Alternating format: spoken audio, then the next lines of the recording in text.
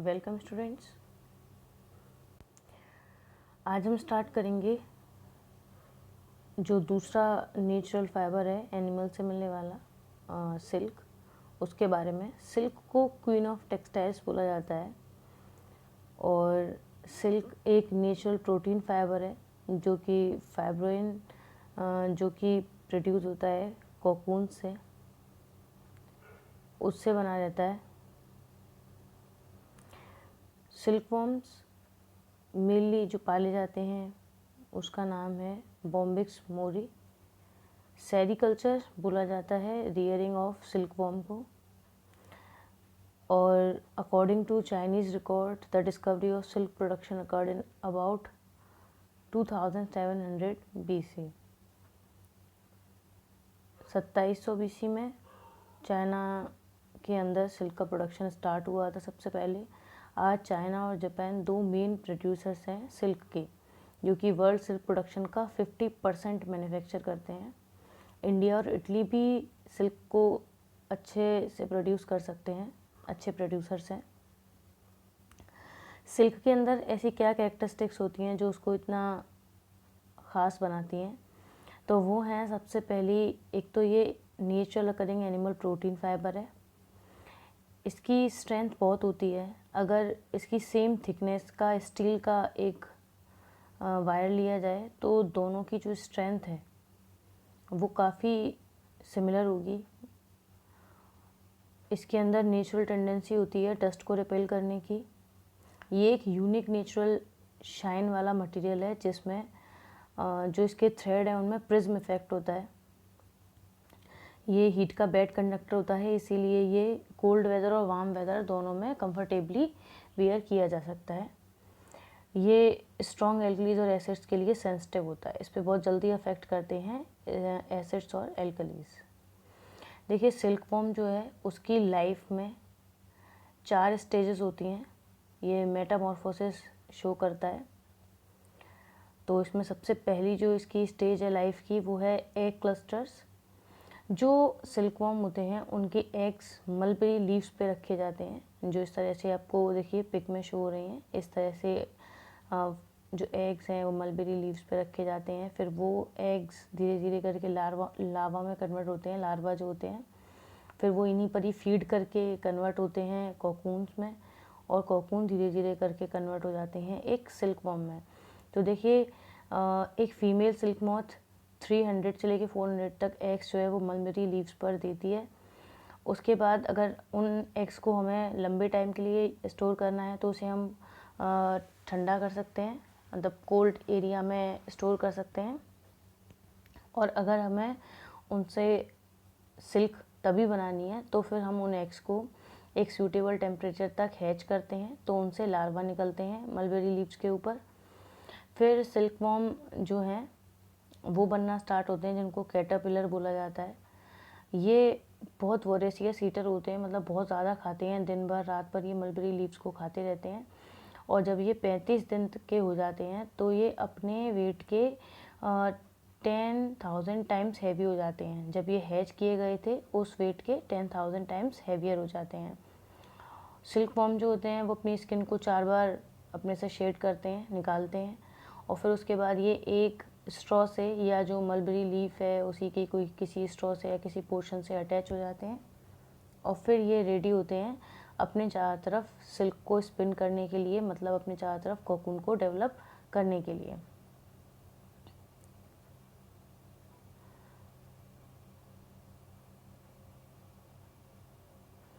देखिए, जब ये सिल्क कोकून बनाते हैं तो सबसे पहले ये क्या करते हैं, जब ये स्विंग करके रहते हैं किसी जगह पर तो ये अपने चारों तरफ वीव करना स्टार्ट करते हैं सिल्क को।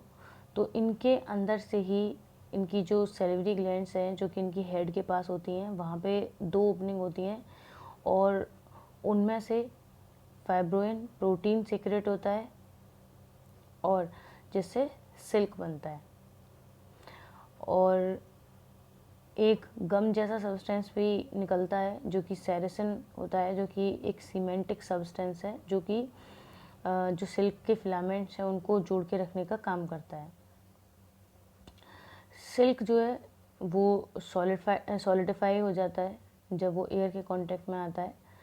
और कोकून, जब सिल्क अपने चारों तरफ, मतलब जो सिल्क वॉर्म है वो एक बार जब उनका पूरा वो कोकून बन के कम्प्लीट हो जाता है तो उसके बाद वो रेस्टिंग फेज़ में चले जाते हैं, मतलब 2 से 3 हफ्ते तक रेस्टिंग फेज़ में रहते हैं।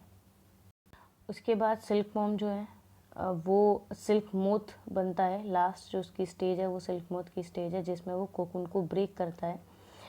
कोकून को ब्रेक करने के लिए उसके अंदर से ही इस तरह का फ्लूइड निकलता है जो कोकून को थोड़ा सा एक तरीके से डिज़ोल्व कर देता है, और उसके बाद वो इजीली जो सिल्क मोथ होते हैं वो कोकून में से बाहर निकल जाते हैं। लेकिन कोकून जो निकाले जाते हैं वो जब ही निकाल लिए जाते हैं जब उसमें सिल्क मोथ ज़िंदा होता है। मतलब कमर्शियली लोग जब सिल्क का एक्सट्रैक्शन करते हैं तो सिल्क वॉर्म्स को गर्म पानी में मतलब हीट करना स्टार्ट कर देते हैं, और जैसे ही वो उन्हें हीट करते हैं तो जो मोथ स्टेज है उससे पहले ही उन्हें हीट करते हैं, जिसकी वजह से उसके अंदर जो सिल्क वॉर्म है वो मर जाता है और कोकून रह जाता है। फिर कोकून से सिल्क बनाने का जो स्टेप है वो ये रहे। सबसे पहले सॉर्टिंग की जाती है। अलग अलग कलर के, साइज़ के, शेप के और टेक्सचर के कोकून्स अलग अलग किए जाते हैं। कोकून्स के जो कलर का रेंज होता है वो वाइट से लेके येलो और ग्रेश तक होता है। फिर इनकी सॉफ्टनिंग की जाती है। कोकून्स को बार बार हॉट वाटर और कोल्ड वाटर में इमर्ज किया जाता है, जिससे जो उनका जो ग्लू मटेरियल है वो सॉफ्ट हो जाए। जो सेरेसिन था जो कि सिल्क के जो फाइबर्स होते हैं उनको बांध के रखता है, तो वो मेल्ट हो जाता है, उसकी वजह से सॉफ्ट हो जाता है, और उससे जो कोकून्स हैं वो सॉफ्ट होना स्टार्ट हो जाते हैं। फिर रीलिंग की जाती है। ये प्रोसेस जो है वो एक ऐसी प्रोसेस है जिसमें कोकून से सिल्क के फिलामेंट निकाले जाते हैं। तो फिलामेंट को एक कंटिन्यूअस थ्रेड में निकालने के लिए उसका एक सिरा, मतलब एक जो एंड है वो ढूंढा जाता है, और फिर उससे पूरा थ्रेड निकाला जाता है, और एक कोकून से अप्रॉक्सीमेटली 1000 यार्ड तक का सिल्क फिलामेंट निकलता है। फिर इन फिलामेंट्स को स्ट्रैंड्स में कन्वर्ट किया जाता है। मतलब एक स्टेज तैयार की जाती है जिसमें जो फिलामेंट्स हैं वो आपस में जोड़ के स्ट्रैंड्स बनाए जाते हैं, और ये जो स्टेज है इस पर जो सिल्क है वो रॉ सिल्क बोली जाती है।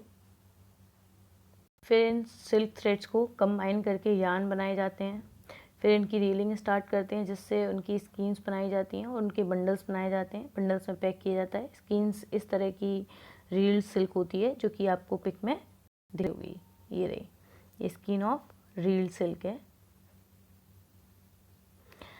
फिर इसको बंडल बना के इसको भेजा जाता है अलग अलग मिल्स में, जहाँ पे इन से वीविंग की जाती है, फैब्रिक की क्लोथ बनाए जाते हैं। फिर एक प्रोसेस होती है baling. Baling is a process of rolling the cloth into round bundles for packaging and transportation. फिर उसके बाद जो क्लोथ बन जाता है उसकी रोलिंग की जाती है, उसके बंडल्स बनाए जाते हैं, उसकी पैकेजिंग के लिए उसके बंडल्स बनते हैं, फिर उसको ट्रांसपोर्ट किया जाता है। तो इस प्रोसेस को बेलिंग बोला जाता है। बेलिंग प्रोसेस में पैकेजिंग और ट्रांसपोर्टेशन के लिए क्लोथ के बंडल्स बनाकर उनको भेजा जाता है, तो इसी प्रोसेस को बोलते हैं बेलिंग। ये इम्पॉर्टेंट है क्योंकि आपके क्वेश्चंस में भी आई है, इसीलिए मैंने आपको रिपीट की है। About 70 different varieties of silk moths are of economic importance. 70 different varieties हैं सिल्क मोथ्स की जो कि इकोनॉमिकली इम्पॉर्टेंट होती हैं। देखिए, कुछ ऐसी भी सिल्क हैं जो कि नॉन मलबरी सिल्क प्रोडक्शन में आती हैं।